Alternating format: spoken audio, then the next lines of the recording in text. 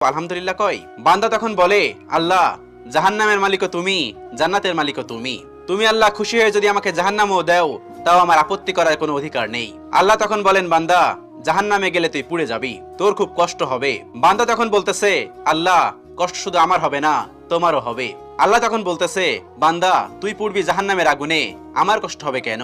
বান্দা তখন বলে, আল্লাহ, কোনো মায়ের কোল থেকে যদি কোনো বাচ্চা পানিতে পড়ে যায়, তাহলে কোনো মাই দূরে দাঁড়িয়ে থাকতে পারে না, দৌড়ে গিয়ে বাচ্চাকে কোলে নেয়। আমার বিশ্বাস ওই মায়ের সে কোটি কোটি গুণ দয়া তোমার বেশি। আমাকে জাহান্নাম দিলে তুমিও আল্লাহ শান্তি পাবে না। আল্লাহ তখন বলে, বান্দা, এই দলিল তুই কই পাইলি? বান্দা তখন বলে, আল্লাহ, আমাদের জাতির পিতা ইব্রাহিম আলাইহিস সালাম তোমার প্রেম মুখে নিয়ে যখন নমরুদের আগুনে পড়ে গেল, তার আগেই তুমি বলে দিলে